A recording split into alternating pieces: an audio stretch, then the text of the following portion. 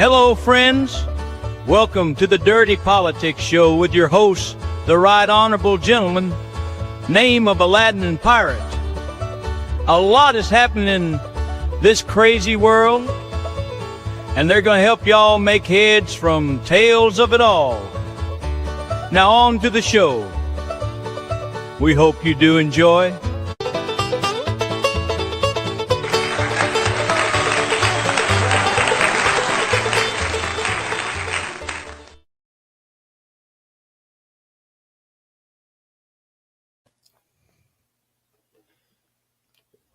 What did Harvard do to Trump? What did Harvard do to Trump, Pirate? Did Harvard's president hook up with Melania? What's going on here, man? Indirectly, Trump is an American citizen, so Harvard did to Trump what Harvard did to all of us. Completely raped and neutered our college education system.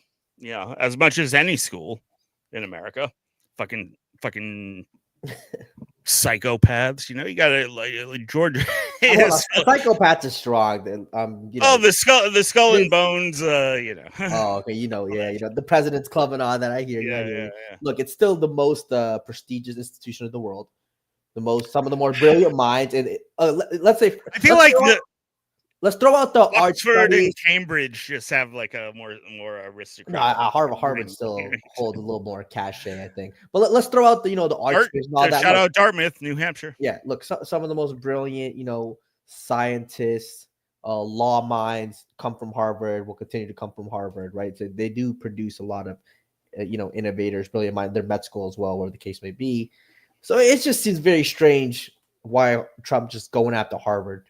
And just Harvard. And like we were talking about it before, if his idea was you just want to stop funding all schools in America, they're all private institutions. Right. Government could use their money for the people. I'm 100% all the power to you. But the selectiveness of Harvard and the reasoning, and then of after banning all international students or stopping all international student visas for social media checks. All right, so now I think we're okay. Well, the selectiveness I can get on board because if you're gonna kill the snake, you got to carve off the head, right? Mm-hmm. So I feel like if you were just gonna go with a macro basic, we're defunding all of these guys strategy, why not start at Harvard, and work your way down? I do agree with you on the motivation of tying it to the Israeli stuff, tying it to the social media stuff. That's what I want to say too. The whole checking for social media. That's basically saying whether you're pro-Palestine or against it, or whether you're pro-Israel. That's basically what social media thing is, right? Because there's been groups before, whether there be South Asians, Indians, Chinese, certain African American students, citizens from Africa, who have all complained about, let's say, some bias within a university, right? Not just a Harvard, any school, right? So they've come out and complained, whatever the case may be. But I've never seen a government come in and just say all international students visas are being stopped. Harvard, they can't have any international students and they have to be vetted. That just seems very, very insane. Like very over the top. Yeah, I mean, it's tied into, but then again, the same thing. I would say a lot of these things we're seeing them for the first time because things change, right? And over the course of 10, 20 years, the situation at Harvard combined with the situation of overall illegal immigration and all of these things have changed. So they can be dramatically different than 20 years ago. And that's why you wouldn't have seen some of these moves 20 years ago. But I mean, look, the students, especially international students. It had critical mass yet. Yeah, I mean, the international students that come to Harvard, I think we can agree, for the most part, I think turn out to be productive or very intelligent.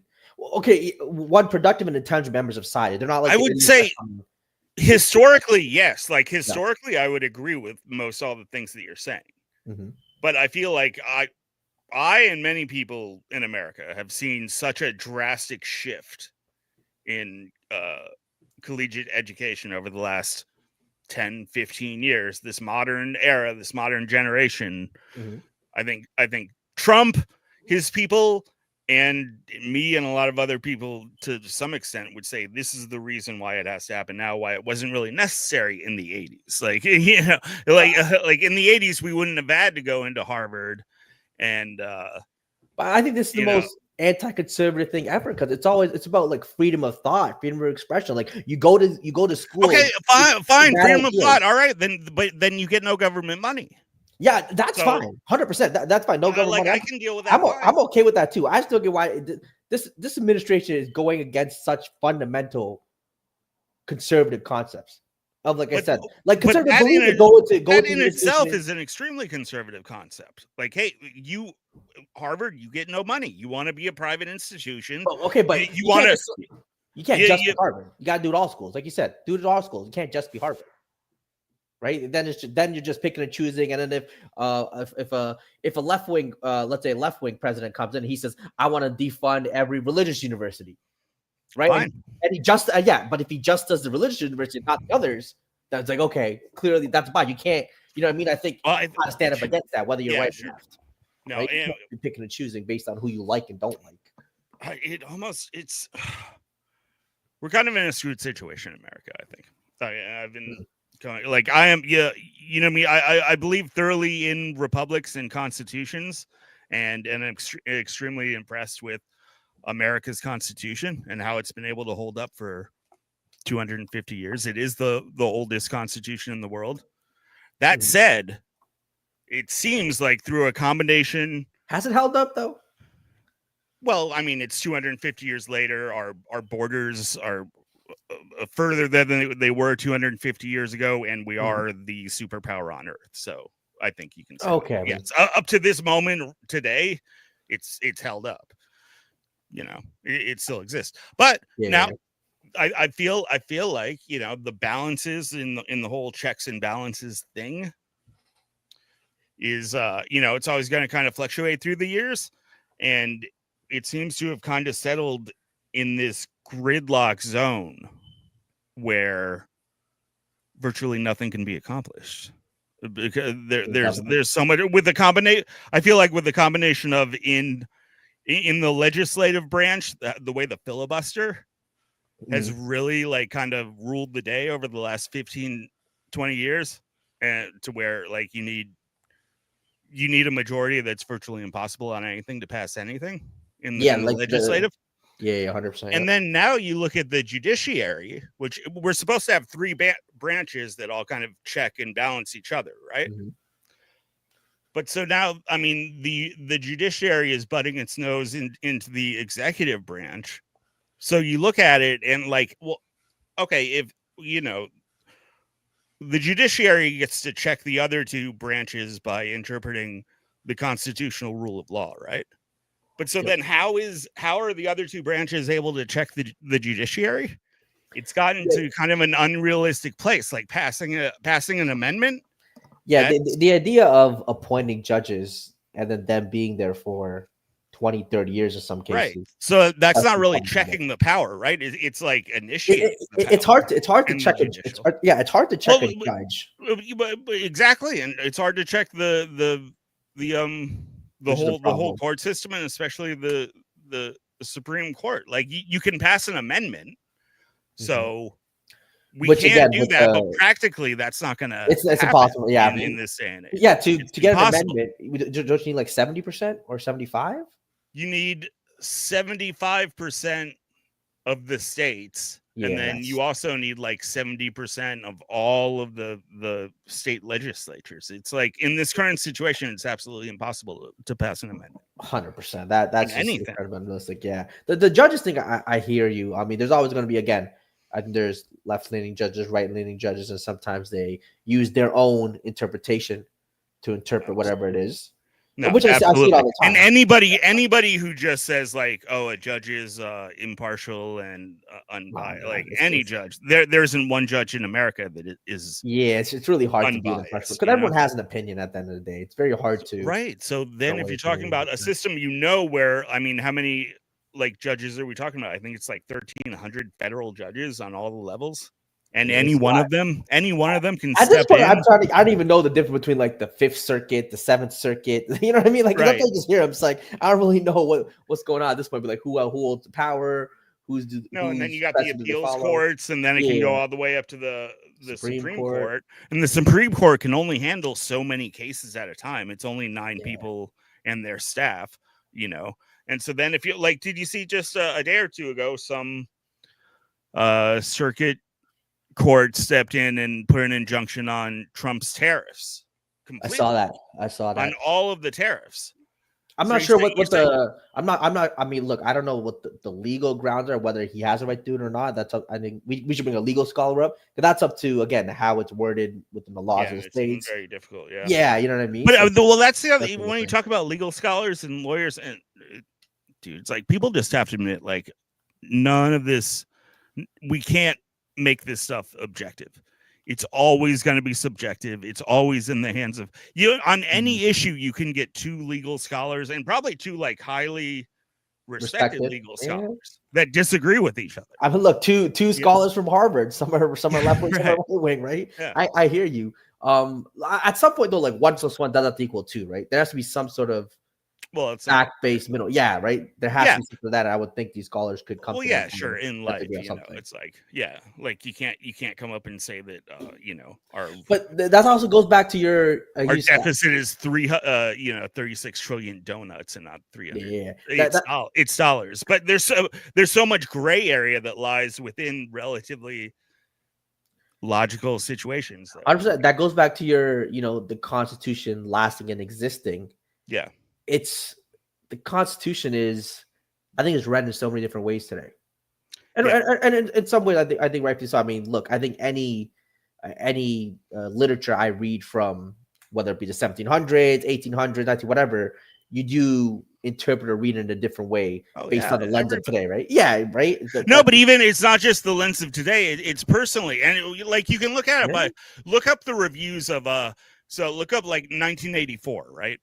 Maybe one of the most popular fiction political books that exists, right? 1984. You can look up reviews of 1984, and Democrats will see 1984 through a Democratic lens, where they're the hero, and the right is the bad guys. But then people on the right can read 1984, and they're the hero, and people on the left are the bad guy, And it's always going to be that way.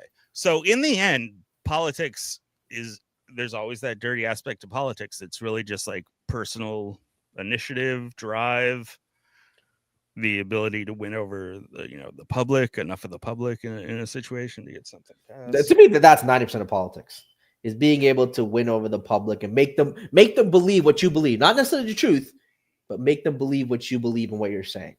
That's politics. Yeah. Well, I think it shifts like country to country and government to government. Yeah. And I feel like our Constitution has done historically well in kind of limiting. I hear you. But I mean, that goes to right in our next topic of the big, beautiful bill. How many people, I think, is there anyone in America that's read all 111 pages? Maybe. I mean, I doubt.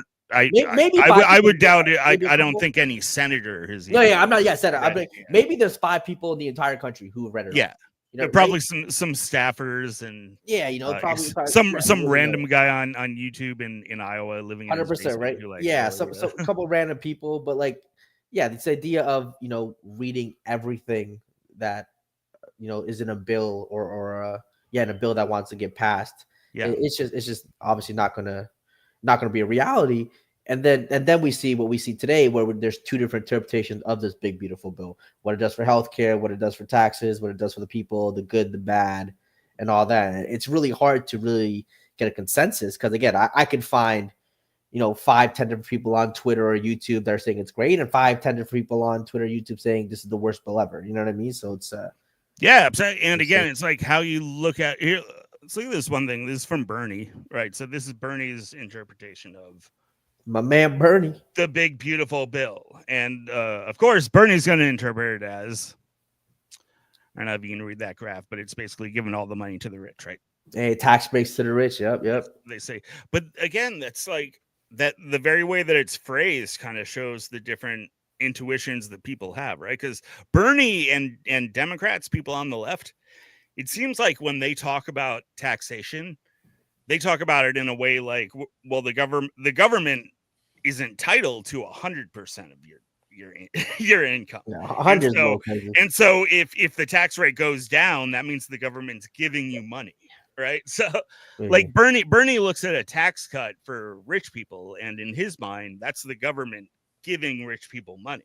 Yeah. I see what you're saying. Yeah. Whereas I look at it differently. I look at it like, well, you're entitled to 100% of your income, and then however much comes out should be rationalized, you know? So if your taxes get cut, that's not like the government didn't all of a sudden give you a ton of money. I hear you. Yeah, you had that. Yeah, you had that. I hear what you're saying from that vantage point. I mean, from what I've seen in this bill, I do think the highest earners do receive a bigger tax break than the middle class. But again, I don't think so, because I mean, it's like, so you have percentage and then you have total, right? Mm-hmm. And it's like the way people speak. If you're not being honest and wanting to have a true discussion, you always see that where it's like, well, the rich people are getting a bigger deduction. Well, total, yeah, total. That's because total they're putting in more. So what's their percentage? Do you have the percentage numbers of the tax cuts? I can look it up. But I know it's like it's not. I think it's 2% for the highest earners. It's going down 2% for the highest earners. Like 2%. Hey, 2% for make $100 million. It's a little bit of sure. It's a little yeah. But I mean, again, that's supposed to spur economic growth. Yeah, they're supposed to reinvest growth, it. My thing is usually that 2% they save gets trafficked to a Swiss bank account or bank account in Panama somewhere. That's my theory too. The idea of giving somebody. I mean, that's gonna happen with some people, but overall, and at least my time in commercial real estate and dealing with the richest people that I've ever dealt with, most rich people that I've met, it's like they're rich. They don't want their money sitting around. When they get more money, they put their money into productive things that make more money in the future. They're investing in society and the market and the economy. I can see that, but I mean, but is it to the benefit of the worker in today's world? I would say yes. Look at the average living conditions for a worker in 2025 compared to 1925.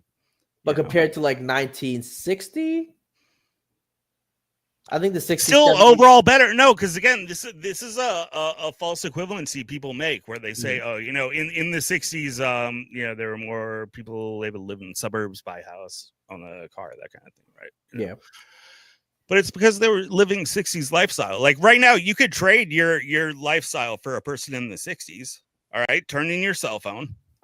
You don't have a cell phone. Turn in your internet and your computer. That doesn't exist, Like you could go back. You could start buying the corn, the cans of corn that you'd be eating in the 60s for like 69 cents. They're still on the shelf, but people just tend to walk by that today and go into the frozen food aisle. And go into the sushi aisle. But I would say different time, different eras, different lifestyles. Yeah. Overall, I think we would have to say that life is softer and easy on a day-to-day just way to live now than 60 years ago for the average person. For sure. But I do think, I mean, the concept that, us on the left do love, the whole what do you call it? Disparity of wealth, the gap of it is the biggest it's ever been, right? And I think that gap was a lot smaller in the 70s, 60s. And I think even percentage-wise, if you take the biggest companies then, the percentage of money that went to the worker was far greater than it is today. Actually, not quite though. Actually, not quite. If you break it up into like quintiles, bottom 25%, 25 to 50%.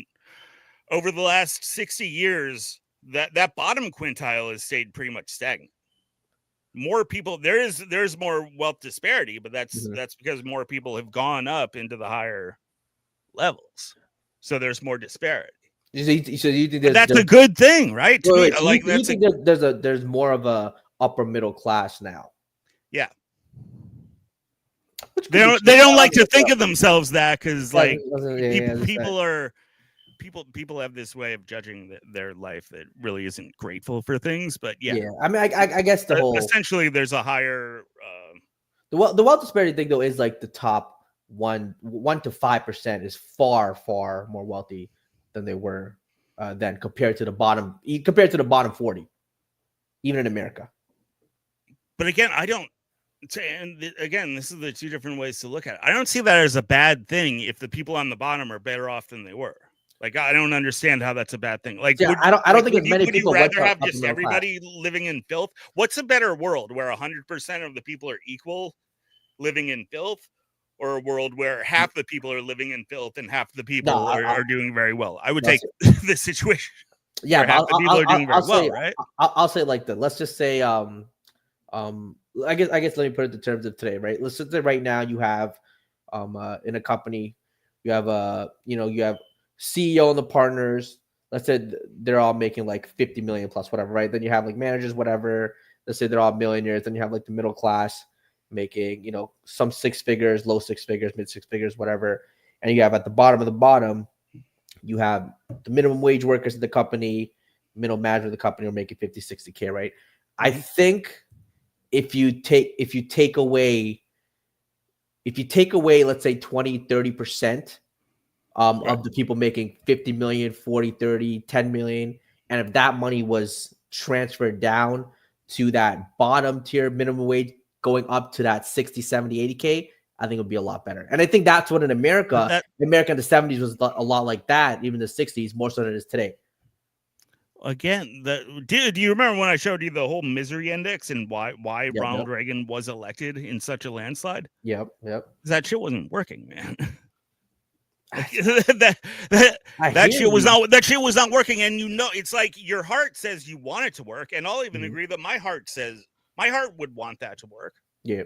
It sounds right. You're saying it sounds good. It sounds like it should be. Dude, if my heart would want communism to work, oh man, everyone's happy, everything gets paid, and everything's all chill. All right, fine. But it's like your brain tells you that your brain knows that it's not going to work and it's not efficient because it's artificial. Because you're saying it would be better if these people on the bottom were given money from the top, but not given money. That's the thing, though. It's not given. They're still working for it. It's given if it requires government intervention. Yeah, I don't think it's artificial. It's artificial. It's outside the. Hold on, is it government intervention if you just raise the? I mean, maybe there has to be some sort of. Well, hold on, but that's just like saying government intervention in terms of, let's say, when they're doing the prices for medicine, there's certain rules. You can't price it above certain metric, right? The average, like the bill that's Trump signed earlier. Yeah, sure. They set a rule, and I think that's a good thing. So let's say. Let's just say the rule was the lowest paid worker in your company. If you have a board of directors that all make 20 million plus, they have to make a certain percentage. You know what I mean? Like, It can't be like they just set that number. And I think that helps workers, and it can also motivate the people that talk. Okay, we got to make even more money for them to read that. It is artificial. You're obviously artificially. You're artificially setting up some system to pay this worker more than they're actually worth. I mean, you're setting up rules to protect. If that rule wasn't there, then that worker wouldn't make that money. Then obviously he's not making that money because what he does is replaceable. The market will dictate how much you're worth. You're not just making $15 an hour because you're getting exploited. It's because if you die tomorrow, another person will be there to plug in at $15 an hour to do what you were doing. You're not that special. Everyone 100%, 100%. Special. That's true too.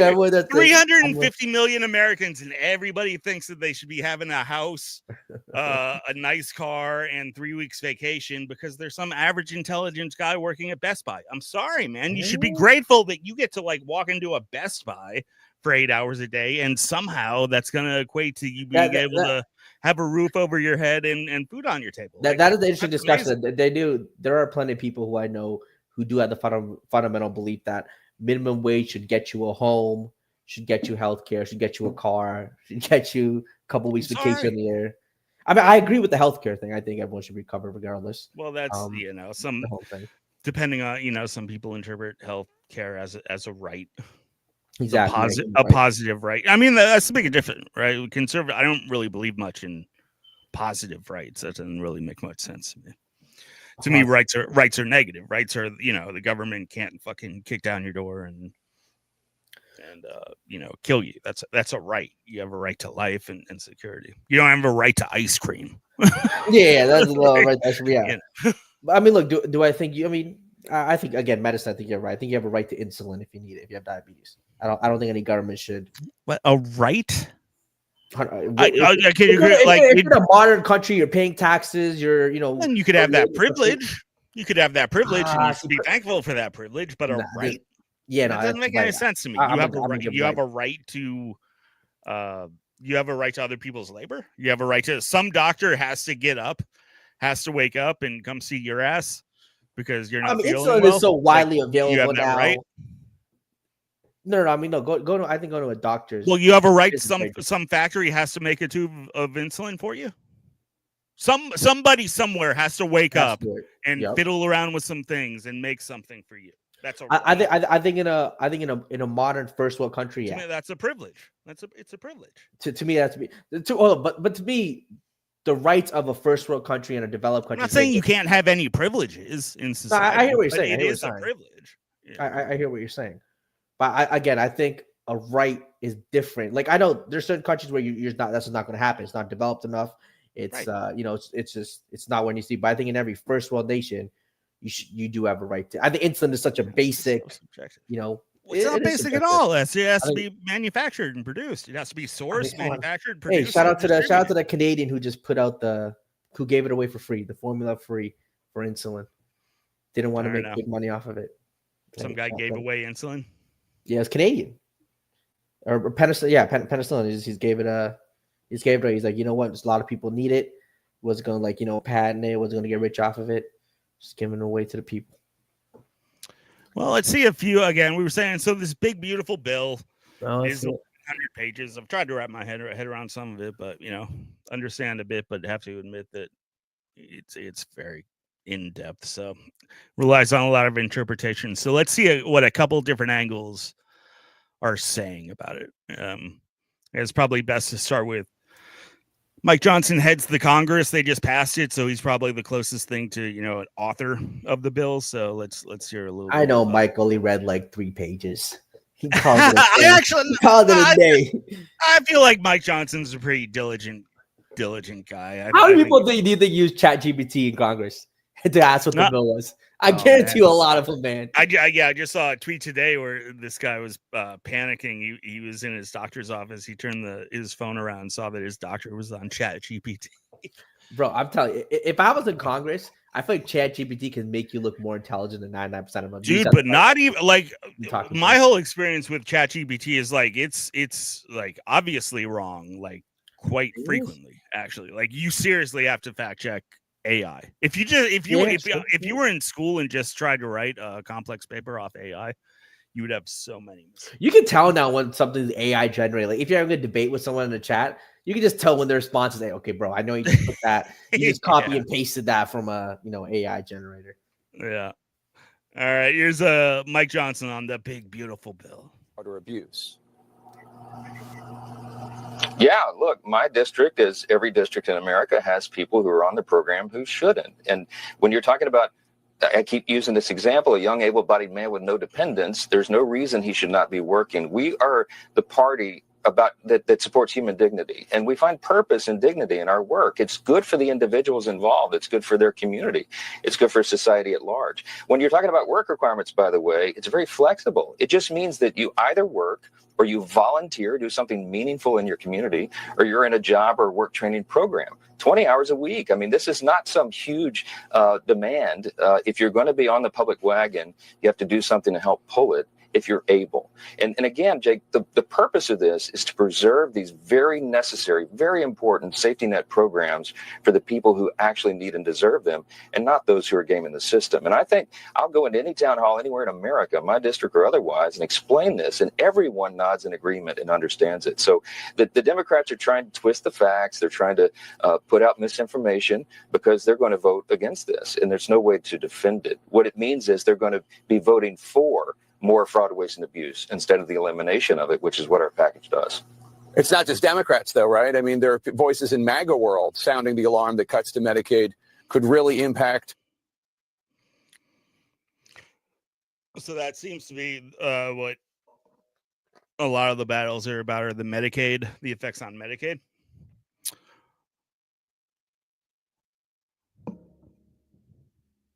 Oh, are you muted? You're yeah, muted. yeah. What was I gonna say? Yeah, I think getting it past the Senate will be interesting because anytime there's cuts to the to Medicaid or Obamacare, things of that nature, Lisa Murkowski is usually a go-to no for that. Yeah. She usually stands by that. And then you have the whole, I think it's a $4 trillion debt increase, which is pretty wild. So there's going to be a That's couple of so. conservatives.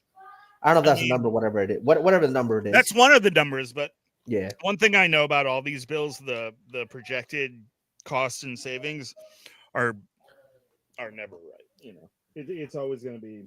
We don't know, man. All this stuff is so complex. It's like For sure, yeah, 100%. I mean, that's just such a well, even if it's half that number, it's just a big number for if conservatives. it's and if it's an increase, that kind of goes against why I'm personally not the biggest fan. We were talking before the show. One of the only two Republicans in the House voted against it. Yeah. I think one was Mike Johnson. The other was Thomas Massey, who is my favorite congressman. So if he says no, I'm pretty prone to listening. You know what Thomas Massey say and what Rand Paul say. I take with a lot of weight. And this is what I mean when I say no one cares about the debt. It's just it's a talking point in the election time. You know, it's a talking point. People me talk and about Thomas Massey care about the debt. Yeah, 100%. But when it comes down to it, one of the hilarious things I've seen over the last week is all of a sudden all the Democrats have become deficit hawks. Yeah, something like obviously, because whatever Trump does, they do the opposite. So now all of a sudden they're, apparently the Tea Party was some radical racist offspring, but now they care about the deficits. You know what it is to reduce the deficit. What they would have to do, taking away so many programs or stuff that people got used to. You would have to sacrifice the midterm and probably the next election if you really want to. You almost deficit. To really get rid of a debt. Most of the time, some form of austerity is going to be required. Yeah, it's going to hurt. It's going to hurt the people for a little bit. People don't like paying for what they've already bought. Exactly, So whatever president institutes what we actually need is probably like in his time going to be seen as a bad guy, but then 50 years later, will be appreciated for what he had to do. 100%. That is the number one thing. It's like we need austerity. We need to. One of the biggest reasons I am a deficit hawk is because I'm fundamentally a small government guy, and it's kind of impossible to have a small government if you rack up $36 trillion in debt. Because at that point, you can't just all of a sudden say, all right, let's make a super tiny government. The debt just has to disappear. I don't know how you get rid of $36 trillion of debt. Well, I mean, you can do a combination of inflation, and fucking spending responsibly, like not spending more money than you bring in. It's like it's such a simple principle that so many of us really want the fucking government to figure out. And it's like, I was hoping for a lot more out of this bill, just mainly on the spending side, cutting the spending, I thought Trump could have done it because he's an outgoing president. Like he has nothing to run for again. So I think he could have. And it's probably like to really you're going to have to hit the military, like in the American budget to like really make a big dent. There's going to have to be something on the military side. It'd be a 20% drop. And just stop foreign aid, like you said. Stop protecting the countries you said, or using the foreign aid. Yeah, but just the money going to the Pentagon. And this bill increases military spending, which is how that goes. The military industrial complex talk. You know how that goes. Yeah, and I guess maybe it'll be fucking defense contractors get a big chunk of maybe that it's money. Just impossible, and then it'll be the downfall of America that we were never able to fucking reel in our military industrial complex, because it seems like no president from either side can actually fucking step up and do it. I believe like right now would be a perfect time to do it. We're not in any foreign wars, The biggest thing on the map is Ukraine and Israel. I mean, which are relatively small historically. So, I mean, and this would be a perfect time to say, look, Europe, sorry, we've been funding this whole fucking. How much money were you guys spending on Afghanistan a year? Do you know? Per year, I don't know, but I'm pretty sure we spent like at least like 5 or 10 trillion on the whole Afghanistan affair. So let's say you're spending. So in a year, you could be spending upwards of $500 billion. Oh yeah. I mean, that should be savings that you have now, but unless that money. Yeah, right. Where did that money go? I was gonna say, where's the audit? You know, Shay Doge, what happened, man? Elon Musk ain't too happy about his bill too. He said a couple things. It goes against Doge and this whole idea. Yeah, Elon's not the happiest. I'm not the happiest with how it seems like Elon kind of got bullied out of the whole thing. You know, 100%. I'm not the happiest with the whole Doge thing. When are we gonna start fucking passing some laws, man? Like the whole everything's an executive order. Like I think we passed 5 laws so far. It's ridiculous. It's like, have there been any big laws? Like, have they been? No, the biggest law was like the Lincoln Riley Act, which the woman who got killed by the illegal immigrant. It's like, you know, something with but no, I mean, like nothing major at all. Yeah. So it seems like the Republicans are fairly fractured at this point. And, you know, I mean, they don't have they got 53 in the Senate. So, like you said, you got Murkowski, he's a moderate to please. You got, you know, Rand Paul, the libertarian. He really hates the spending. They can afford to lose 3. And they use that, which is not a lot. Yeah. And I think I saw that the Senate, they want even less cut. Yeah, they want even less cuts in spending. So it's like, oh, they want to increase it. Hey, they might have. Yeah, they're gonna probably have to put back some of the healthcare stuff in there. I'd imagine. But to be, and again, the whole messaging thing, like with the healthcare and the Medicare, you know, I mean, the Democrats, everything they say in an interview is cuts. Yep. You know, great politics. Oh, okay. But that's the Democrats' number one winning issue. That's the Democrats' number one issue. They paint the picture of, you know, this old lady losing, you know, her not being able to afford this medicine now because of the cuts, or this kid not being able to get this surgery or this whatever. Right, but who are those kids and people here? Let's yeah, you like her, right? Elizabeth Warren. Shout out my girl Elizabeth Warren. All right, let's see what she had to say. Of the bill, it says that there's going to be a cut to health care for about 14 million people. And that's mostly going to be little babies who need their health care. It's going to be brand new mamas. It's going to be people who've lost their jobs and need health care. It's going to be some seniors and people living in nursing homes. Cut health care for 14 million people in this country. And why?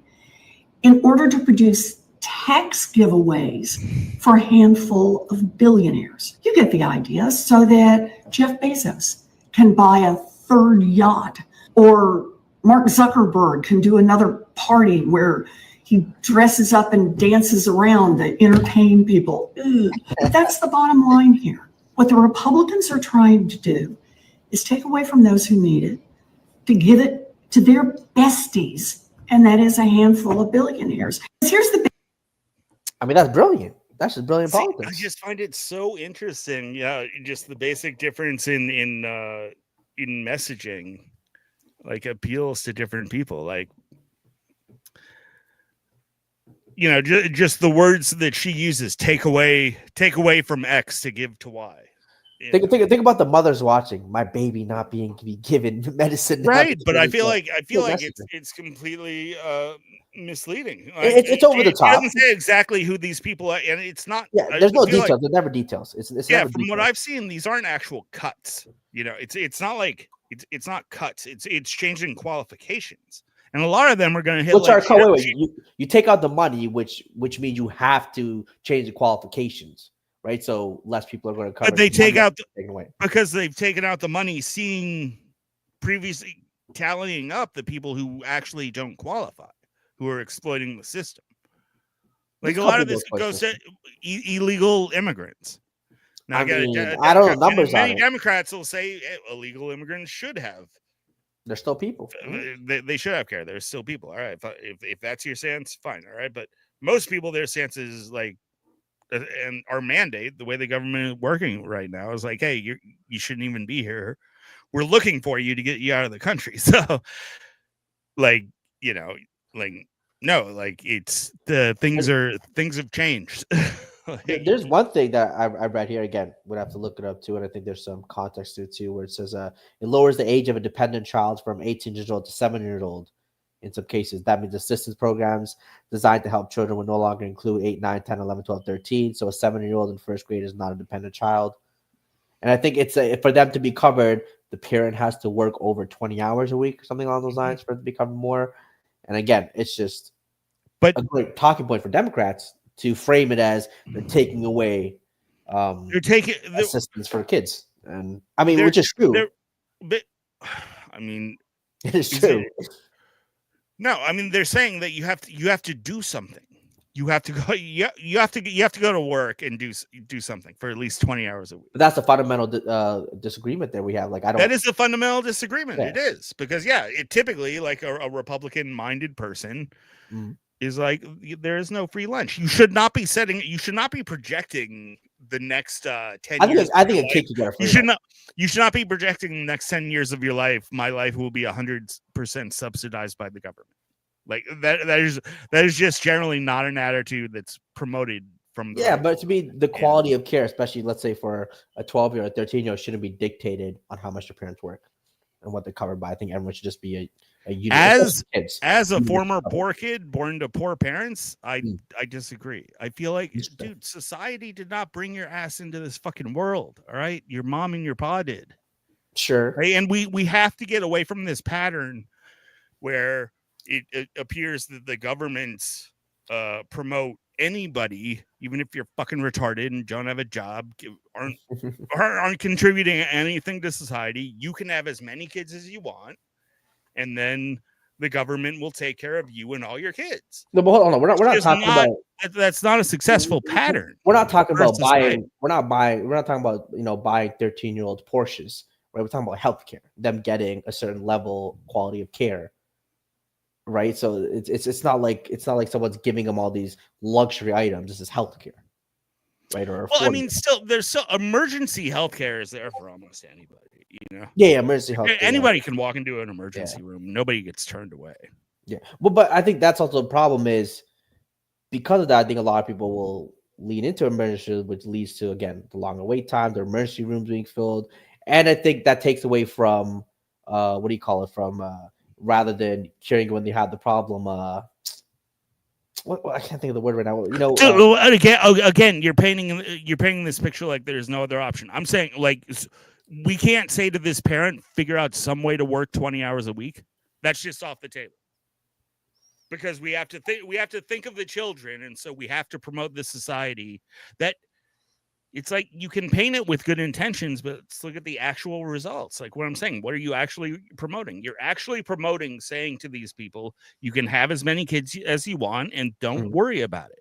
Life is fine. Life is taken care of for you and your kids but until they're 18. No, but everything's not taken care of. It's a little sad. You could say it's like heartless, but is it heartless or is it like what is society actually promoting to their people? It's not like everything's taken care of. Right, it's not like you're buying them clothes, but it's like not everything's taken care of. Everything's school, education, and healthcare. Essentially, is what the government takes care of. Again, you're getting all these privileges, dude. I don't look at healthcare as a right. I've spent most of my life without health. Most of my life, and I have never once thought that the government is depriving. Do you think education's a right from your youth up until 18?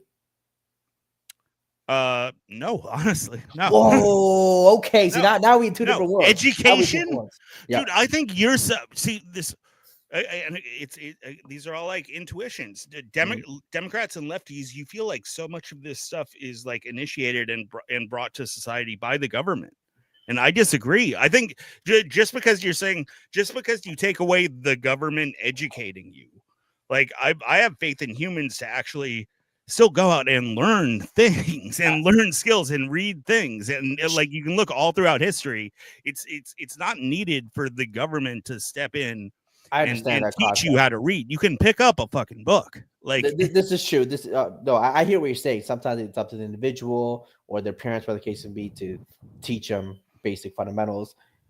But I disagree in the sense I don't think everyone's going to have that opportunity maybe to have a parent like that, or if their parents are working full time with the kids. I do What's think what- I think it's a right that the government has to provide for any successful functioning society. There isn't a single successful functioning society today without government funded healthcare as a right. Name one country where it's not. Think about the countries where it's not. Afghanistan, terrible. They don't even allow us, right? What? Where every successful country in the modern world has government funded education for the people. But that's correlation. That's not causation. That's true. That's true. But also look at all the worst countries of the world, you could say, whether that be, again, Afghanistan is a terrible spot, Ethiopia, I think, is a terrible spot, Sudan, where the government doesn't have basic education provided for the youth. Look, I feel like, all right, I mean, in some ways it can sound counterintuitive, but I think with a lot of these things, it's like the more you try to make it exist, the less it actually exists. And the more you let society figure it out. Well, it's kind of hear me this. Look, I remember one time back when I was working on a real estate deal, and I was in a relationship, a girl I just met. And one of the old men I was working with told me, he was like, "Hey, don't worry about making a relationship last forever, and it just might." And it's kind of like that with everything. Like you can say people. You could say people need toilet paper, right? And they kind of do. But look at society. People have toilet paper. I believe people figure out what they need. Yeah, you could say, "Hey, man, a TV is a right." People need TVs, or people need internet. No, we're not about to compare education, the right to learning how to read, write. We are, because what do you think would have been more successful in getting a TV into every house in America? The way that we did it, where you let the market create people who can create this product and distribute it to people, where in the end pretty much everyone has it on the cheap? Or do you want the fucking government top-down breadline way of manufacturing things, where the government steps in, makes an inefficient product, some education or anything? If they make cars or TVs, we're not comparing TVs to education. No, yes, that does not work. Yes, no, we are. Does not because work. The education is shit. No, because this government-produced version of education is absolute shit. It's proven it. The test scores keep going down and down, while the cost keeps going up and up. Why is that? I mean, sure. As a world rank, is the U.S. education system in the top 10 or 20 at the youth level? No, but is it at like the bottom? Dude, kids can't read. Hold on. Most kids can't read. Most kids in America can read. Most kids in a lot of areas, the kids that we care about can't fucking read. The kids that all of the government spending goes towards, they can't fucking read. So that even proves my point more. All right, look, if you actually broke down the kids, the low income kids in the bad neighborhoods where virtually all of the government money goes to subsidize their education, those are the kids who cannot fucking read. All right, and there are plenty of other kids who are tax money goes into homeschooling is on a rise. So many more people are into homeschooling right now because, hey, guess what? Like, it doesn't take some crazy machine to teach a kid how to read. You pick up a fucking book and you start reading. I mean, hey, if people want to homeschool, I think that's completely fine. But obviously, I don't think you just take away government-funded education. I have the hiccups right now. It's my bad. Yeah. An article I just saw this morning. It's local to me in San Francisco. They're talking about next year in high school, they're going to change the grading system to equitable grading. Have you heard about the equitable? Nah, I'm not with that grading move, where basically it's like impossible to get an F. Like, you could get, even if you get like a 41 on a test, that's a C. You can get a 21 on the class and still get a D. That's problematic. Yeah, you can't do that. That's weird. Do it in California or San Francisco. Well, of course, because California is psychotic. Yeah, but I mean, Silicon Valley is some of the best tech minds in the world. Yeah, but most of those minds are imported from somewhere else. Yeah. They're not being raised. I guess so. They come from countries where the standardized testing is a lot higher. That's true. But you also know why. I mean, the reason why America, you could say, standardized testing falls below China, India, countries of that nature. I mean, they're just more strict, right? They're more disciplined. I'm with you. Hey, make America more strict and disciplined with that. I'm with you. But you can't. I mean, all these things feed off each other. It's hard to be more strict when you have so many American culture in doesn't allow you society.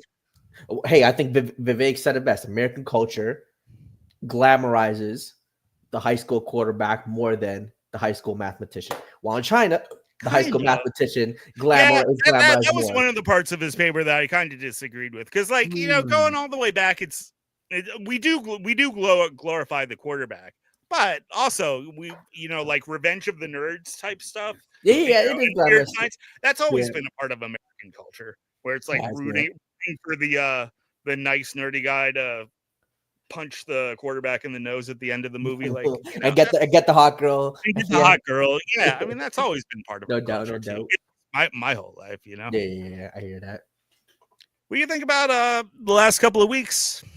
Trump's had a bit of an uptick in the approval. I thought it would have went down after some of the stuff. Where'd the uptick go from? Here, let me. Where'd he go? I've seen more prominent right-wing figures go against Trump, but maybe the regular, maybe. But again, these are more like people. It went from, I guess, the lowest it's been since its presidency. It dipped down to about the -7 mark in like late April, May.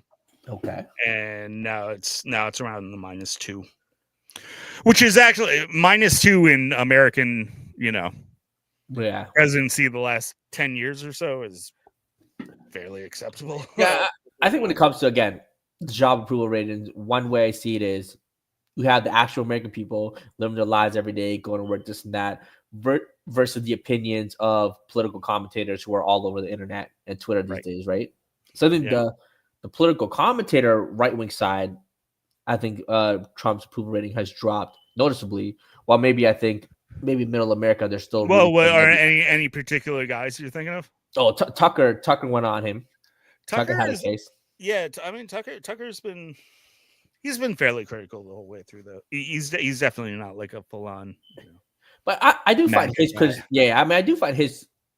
He still will give him credit when he's right and criticize him when he disagrees with him. You know what I mean? Like, he still gives credit if Trump does something that he enjoys. Yeah, no, he's not a total hater, but he's not a total hater by any means. Yeah, he's disagreed with him about a few things. People, even I don't know if you saw the Cash Patel, Dan Bongino.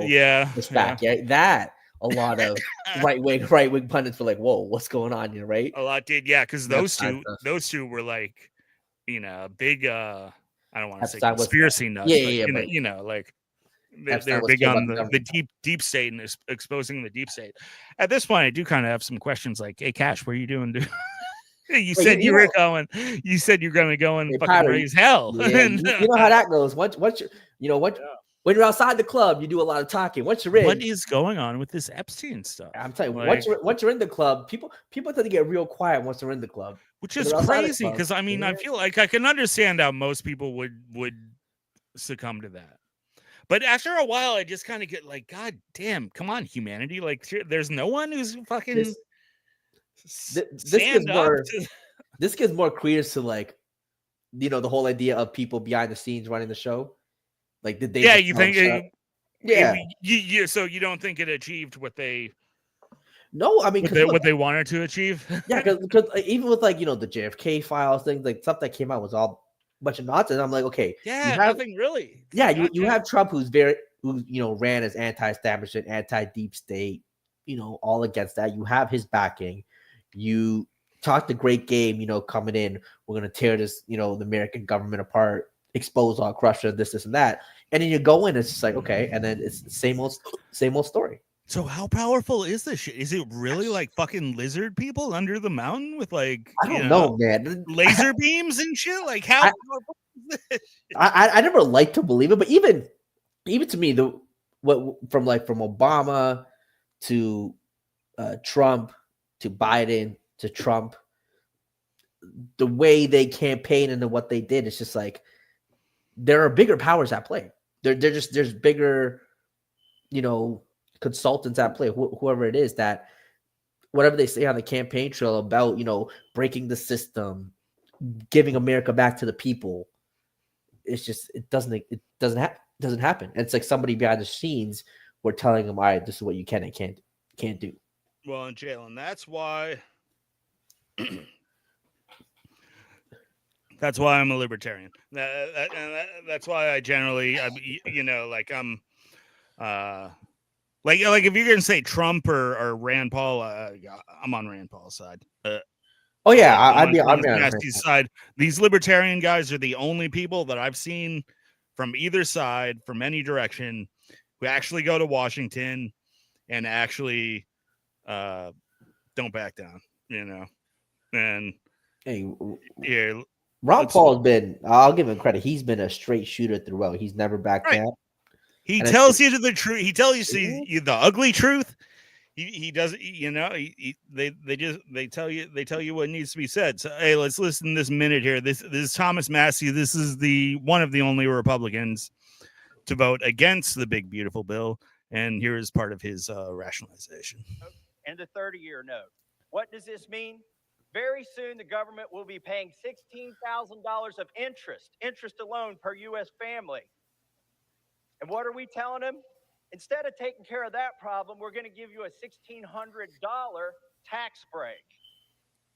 Under the taxing and spending levels in this bill, we're going to rack up, the authors say, $20 trillion of new debt over the next 10 years. I'm telling you, it's closer to $30 trillion of new debt in the next 10 years. Mr. Speaker, we're not rearranging deck chairs on the Titanic tonight. We're putting coal in the boiler and setting a course for the iceberg. If something is beautiful, you don't do it after midnight. I oppose it. Time has expired. That's a good. If something's beautiful, you don't do it after midnight. Hey, that's true. But it's so tough because I feel like him and Rand Paul are the voices of reason in the room, and then you think, well, goddamn, every other 100 voice in the room it disagrees with them for different reasons. So it's like, who was going to address the actual the elephant in the room? Everybody on both sides are just kicking the can. AOC. I can't believe you have faith in this woman, AOC. Dude, listen to her. She sounds like an episode of fucking. I don't think she's been corrupted by the machine yet. Look, you're talking about AOC being the president of the United States.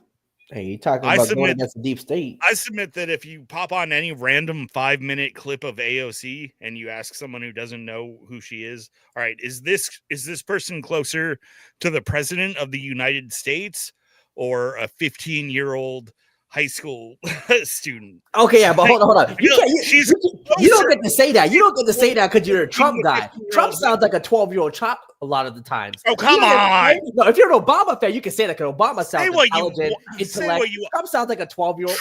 Trump's life. No, to me, he sounds like a fucking a goofy fucking rich guy, a goofy rich guy fucking deal maker and who AOC has led a life rich girl where he's negotiating multi-million-dollar deals. AOC was a fucking bartender, and the Trump Democrats dodged the can war keep with going the with fake this injuries. thing. The Democrats can keep going with this thing. Republicans keep making fun of her being a bartender. Like, this is going to appeal to the average person. Fuck that. Like, no, it's not. Watch when push comes to shove, the fact that that's what she is, man. She's an average bartender. Her shtick I can find 12 AOCs down at the fucking bar, man. Every liberal 25-year-old bartender out there, I can sit down and they'll have the same fucking opinions as AOC. I mean, she's gonna lead the government, lead the United States of America. You got the best ideas. You got the ideas. It'll probably be like Gavin Newsom versus what's his face? Who's your VP? Gavin Newsom's totally in the dumps. He's like, I think his build back has started. I don't think so. I just saw a poll where AOC was actually number one, who's the face of the Democrat Party, but she only had 26%. So, and then 25% was nobody. She led with 26%. But who do they have for Republicans after Trump? It's you got JD Vance. Yeah, but I mean JD again still living in Trump's shadow. Maybe Marco Rubio. Again, yeah, but I think their numbers will be close to AOC's. You know what I mean? It'll be at 20 something. They'll be split too. Next election, I bet JD would be way more. I would think. Who would be? JD. You JD will be. I think JD's pretty much locking himself. Maybe not locking himself in, but I think he's kind of taking the commanding lead for 28 at this point. I mean, it's a long way to go, but I see. Yeah, he's a prohibitive favorite for the Republicans, without a doubt. But a lot could change. I still think it's hard to really be in the minds of American voters or really try to get them to trust you while you're still behind Trump. Like Trump is such a force. People are just still so into Trump.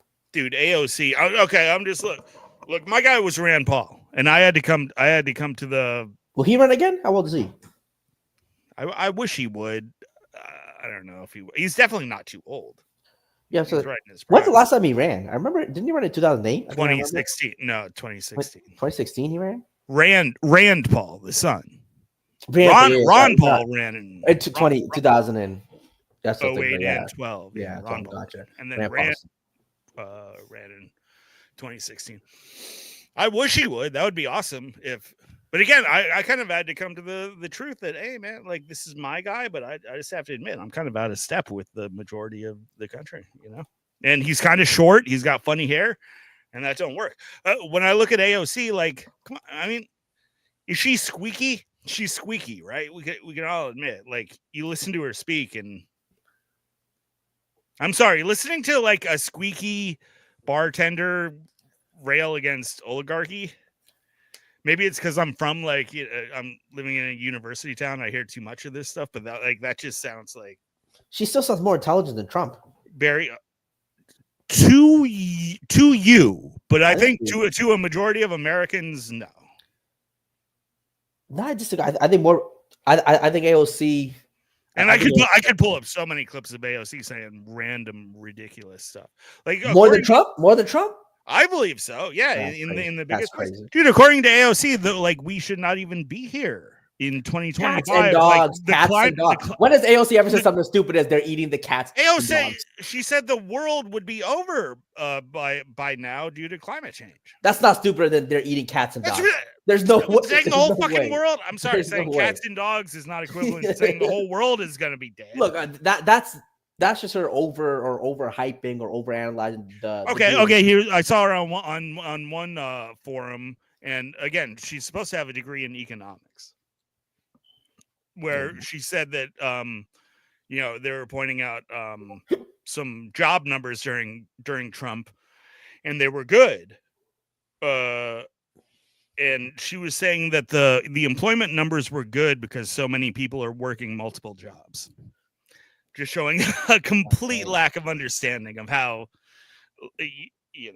unemployment is calculated. It's like the unemployment rate does not go down because some people have two jobs. Yeah, I've seen that same statement said by the right when Obama jobs, where people are saying people have to work multiple jobs to pay bills. Like it's the same. I've but they weren't saying that the number says this because. I mean, hey, I would hear them say it right after the job report comes off. Yeah, I've seen multiple clips of her that really show that she has absolutely no understanding of economics. I think it would be a disaster. As a Trump president, I don't think. I mean, hey, you could think. I think a lot of people might think that. A lot of people think she'd be great. I mean, that's just the difference of right, left, or whatever your beliefs are. No, I imagine the first woman U.S. president is going to have to be like a Margaret Thatcher type, iron-fisted. I think pompadour. If Obama didn't exist, Hillary wouldn't want to know. I think she would have beat McCain. Just because also I think the country just wanted a change at that point. With the war, with the economy the way it was, housing crisis. Beating McCain. I mean, the way the economy was, the thing. I think Democrats win that election 8 out of 10 times. You would have to put a really, really, even though I think Hillary Clinton's one of the worst candidates ever. If you really think about it, you would have to put like a really, really, really bad candidate. Yeah, I mean, the Republicans' brand was pretty hurt in that year. A lot of people could have won.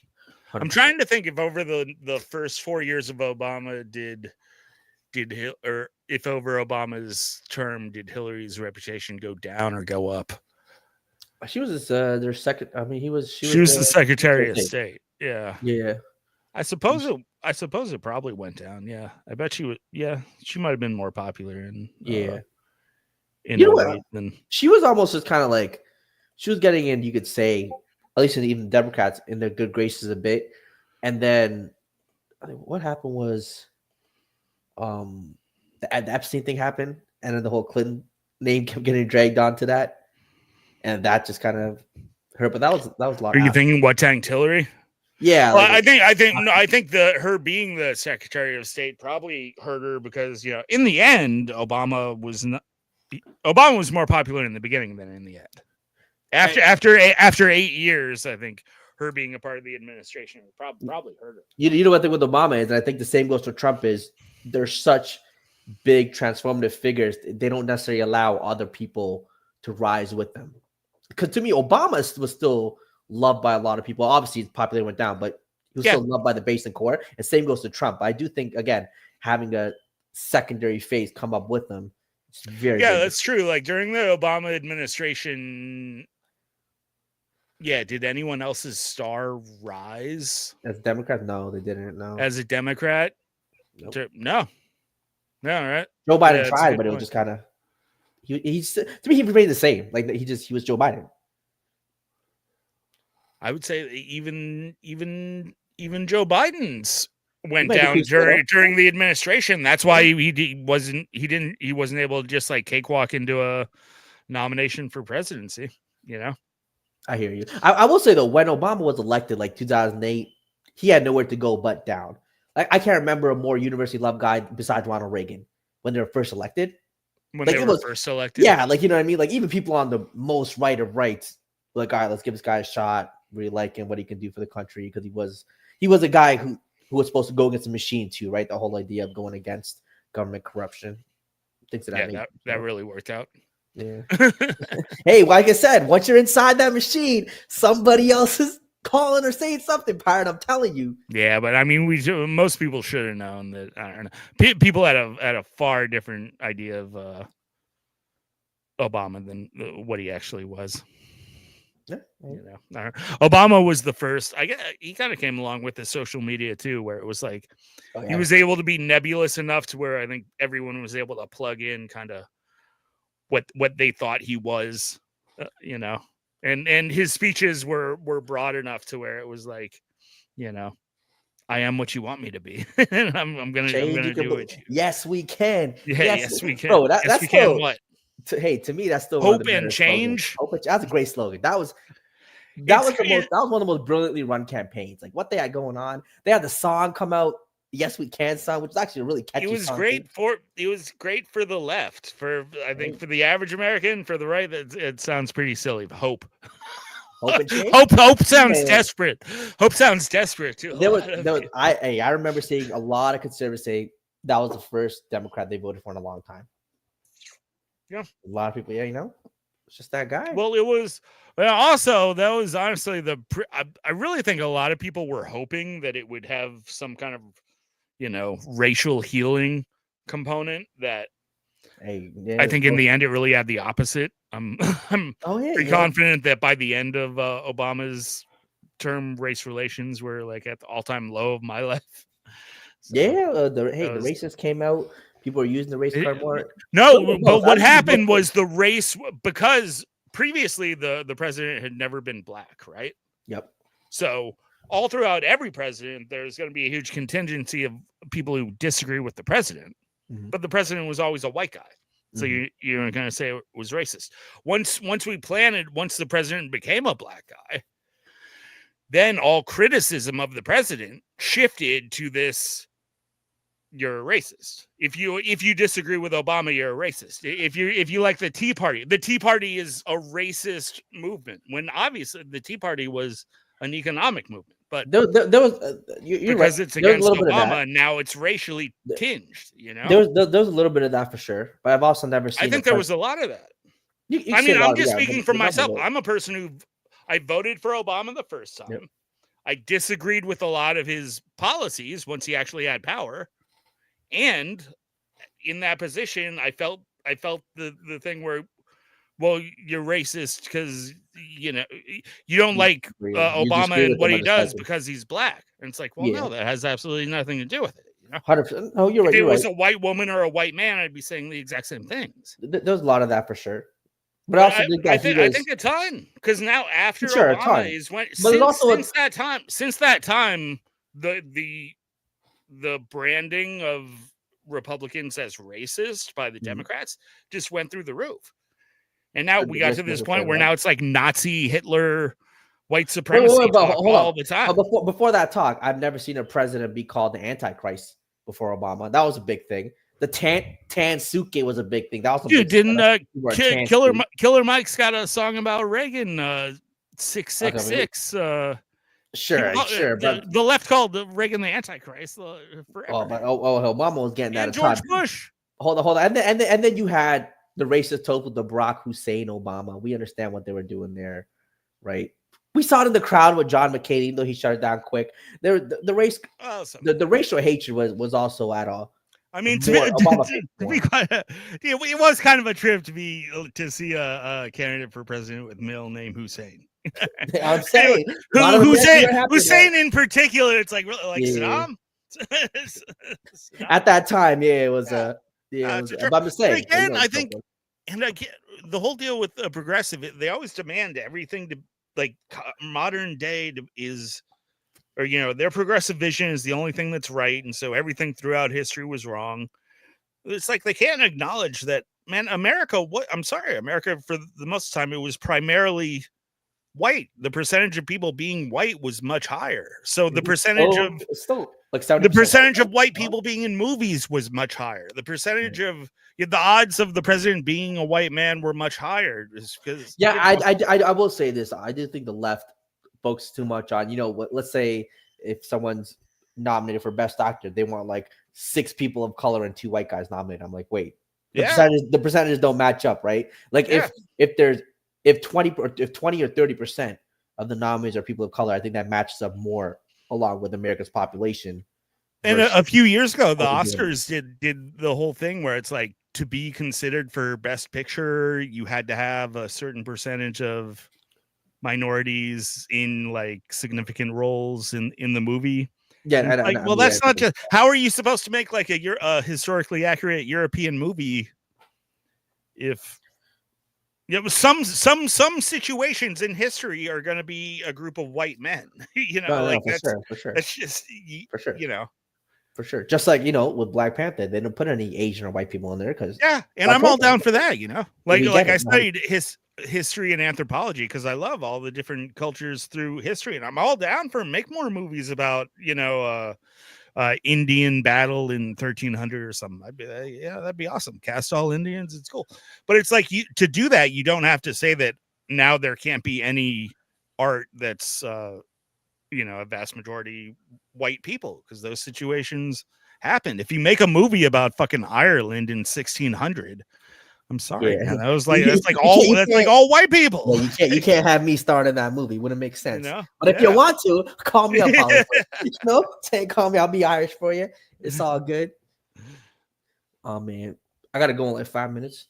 Yeah. All right. Well, let's wrap it up. I guess we're that's kind of a anti-immigrant diatribe. Let's see what it's a little surprising out of the PM in England, Keir Starmer. He is on the Liberal Party, but this is what he recently had to say about immigration in the UK. This way: nations depend on rules, fair rules. Sometimes they're written down, often they're not. But either way, they give shape to our values, guide us towards our rights, of course, but also our responsibilities, the obligations we owe to each other. Now, in a diverse nation like ours, and I celebrate that, these rules become even more important. Without them, we risk becoming an island of strangers, not a nation that walks forward together. So when you have an immigration system that seems almost designed to permit abuse, that encourages some businesses to bring in lower paid workers rather than invest in our young people, or simply one that is sold by politicians to the British people on an entirely false premise, then you're not championing growth. You're not championing justice or however else people defend the status quo. You're actually contributing to the forces that are slowly pulling our country apart.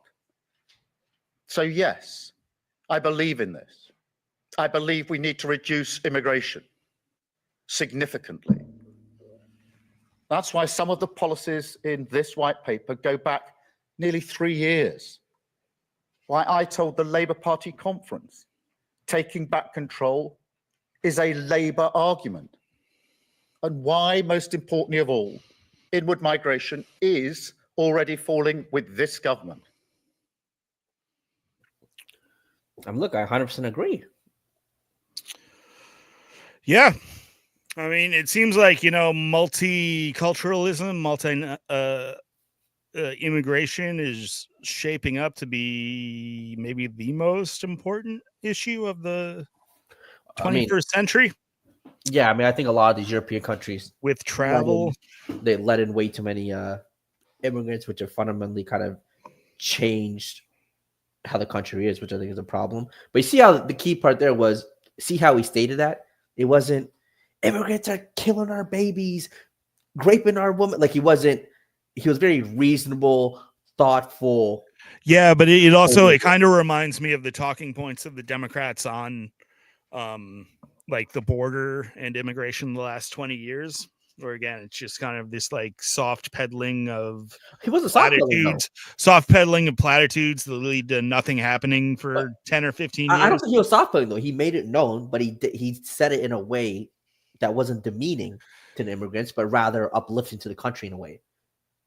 Right, but I mean, does it lead to something? Because again, he's on the left. People on the left, whether it's in the UK or Canada or America, you have that whole contingent on your side that you can't lose, otherwise you'll lose the election of open border type people. Look, I'm on the left, and I think Canada needs to have a pause on immigration for 2 years. Sure. And I'm sure a lot of people agree with you, but I mean, you must even in Canada.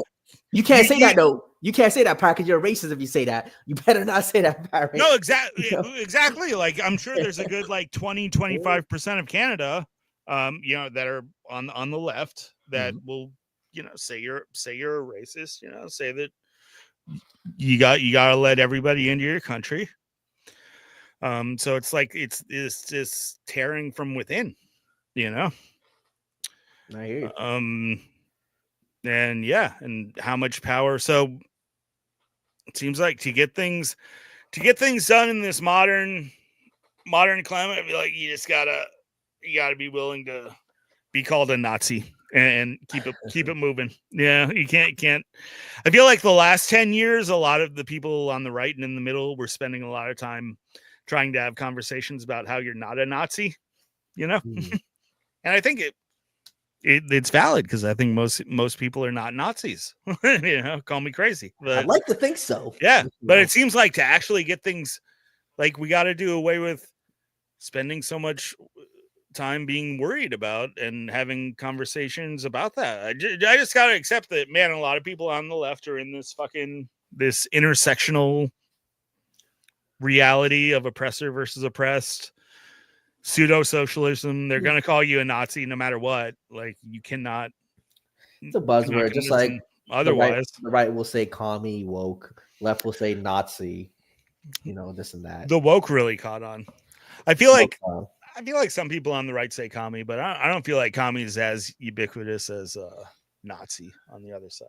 Like so many people. Mainstream media, says Nazi and it insinuates racism over every little thing. Everything affects society as race, just like with the school grading, it's racist to give kids A's and B's. We got to figure out something new, I don't know. I feel like we just got to stop wasting time with those kinds of conversations because I hear you. Sometimes stupid conversations not every conversation needs to be like I said, had to tell you the truth. I think in some ways. Sometimes it's just incredibly stupid. You just have to ignore it. Damn, you had the hiccups for fucking it's still forever, man. Jesus Christ. You ever try to just hold your fucking breath? All right, everybody. That was a great show. Thanks to Jalen. Thanks everyone tuning in. We came on Thursday this week. Normally it's Wednesday. Yeah, thanks everyone tuning in. Have a great week. We will check you later.